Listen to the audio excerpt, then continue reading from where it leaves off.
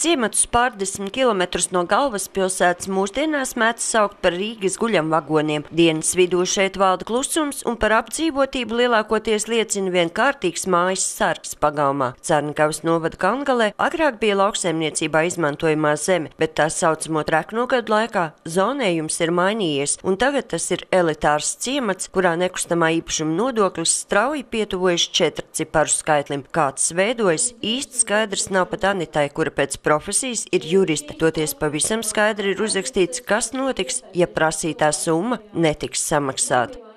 Maksājuma paziņojums nav sagatavots atbilstoši administratīvā procesa likuma normām. Maksājuma paziņojumā iedzīvotājs neredz informāciju, uz kādu pamatu viņam ir aprēķināts tieši nekustamam īpašumam šāds kadastrālā vērtība un ne cita. Kā jūs redziet, šeit var redzēt, ka ir dots tikai un vienīgi zemes lietošanas kods un nav nekāda informācija no tā, kāda bāzes vērtība konkrētam zemes gabalam, nav parādīts, kurā zonējumā un kāpēc tas zemes gabals ir zonējumā, uz kādu dokumentu pamatu zemes gabalam ir noteikti lietošanas mērķi. Tāpatās arī mēs esam konstatējuši to, ka saskaņā ar likuma prasībām šie te dokumenti, uz kuru pamata tika noteikts iepriekš minētās vērtības, ir aptuveni 2004. pieņemts 2004. 2005. gadā, līdz ar to saskaņā ar tiesas viedokli 3 gadu apstrīdēšanas periods ir pagājis, un līdz ar to iedzīvotāji pat nav tiesīgi apstrīdēt šo te maksāšanas paziņojumu. Tātad praktiski valsts ir piekopusi nekustamo īpašumu denacionalizācijas politiku. Tie, kas nespēs samaksāt, tiks viņu nenomaksāto nodokļu lietas nodots tiesas izpildītājiem, mājas tiks pārdots izsolē par smieklīgām cenām, un šiem iedzīvotājiem būs jāmeklē citas mājvietas. Mēģinot cīnīties par taisnību, kalngalieši rakstījuši gan valsts, gan ministru prezidentam, gan augstākajai tiesai, tomēr lielākoties saņemts vien formālas atbildes. Arī pašvaldības vadītāji bilst, ka nekustamā īpašuma nodokļa politikas veidošana nav caurspīdīga, un to nesaprot nevien iedzīvotāji, bet arī paši speciālisti. Godīgi sakot, arī lielai daļai pašvaldības darbinieku nav īsti skaidra formula, kā to varētu aprēķināt.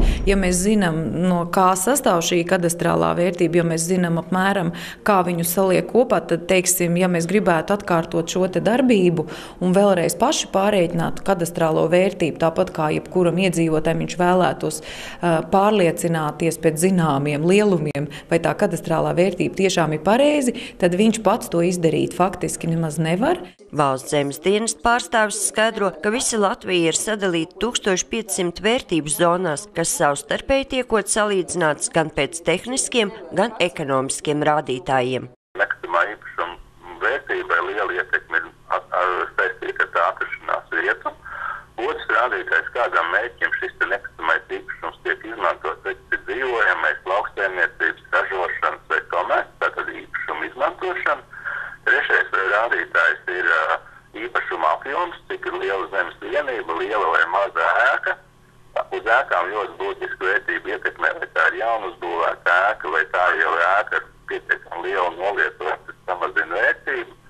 Un kā viens no tādiem kompleksiem, kas attiec uz visiem īpašumiem rādītājiem, kas arī var vērtību principā tikai samazināt, ir īpašumā reģistrēts apgrotinājumi vai nav. Bet, ja ies detaļās, tad, protams, ar dzīvokļu īpašumiem vai ēkām ir vēl daudz citu kritēriju, kuri var būt un var arī nebūt.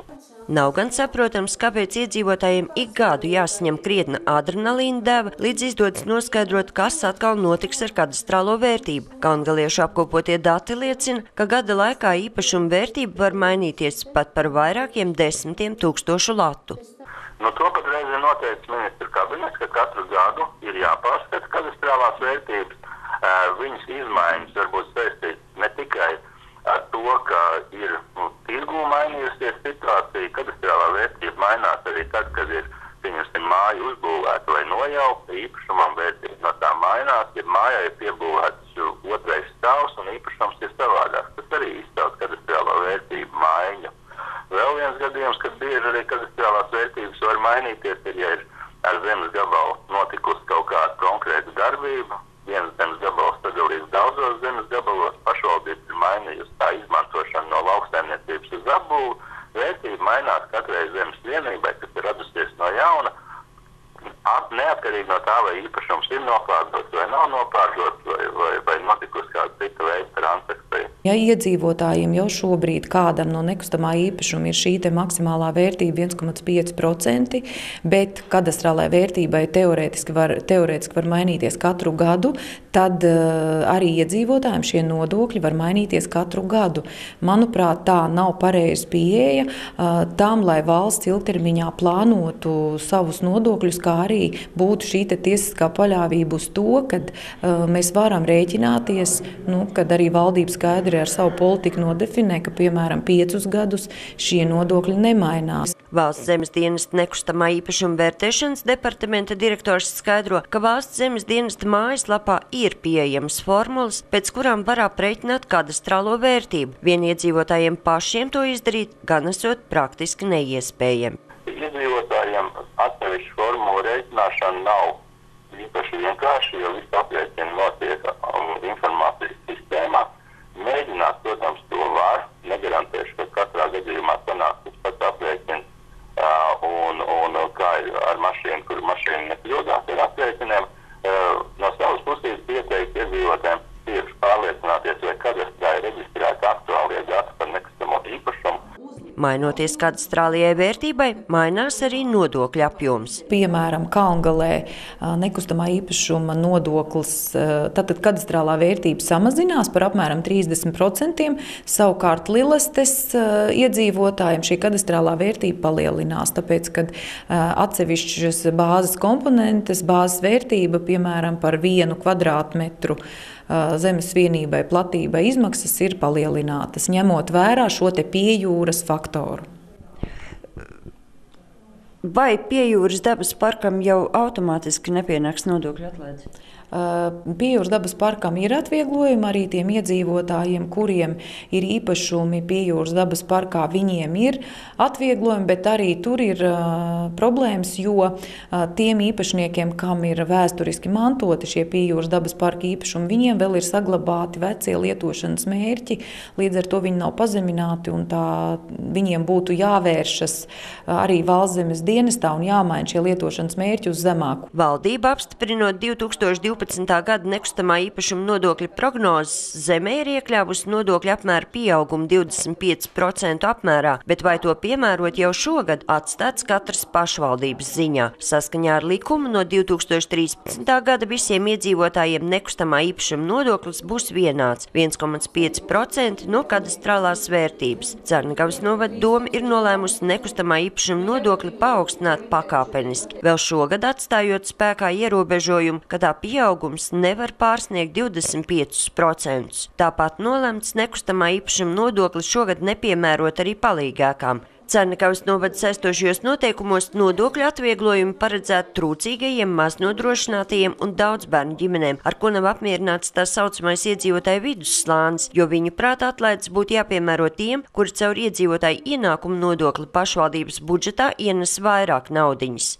Cerngavas novada doma pieņemot saistošos noteikumus, kurus nosaka atvieglojumu piešķiršanas kārtību tikai invalīdiem, cilvēkiem, kuri dzīvo uz minimālo algu vai zem minimālo algu, vai pensionāriem, rada tādu situāciju, ka Kalngalas iedzīvotājiem acīm redzot ir masveidā jāizrakstās no Kalngalas saviem īpašumiem, jāpieraksta pensionārs šeit, jāpieraksta invalīds, un tad nodokļu atvieglojumā attieksies uz šiem nekustamajiem īpašumiem.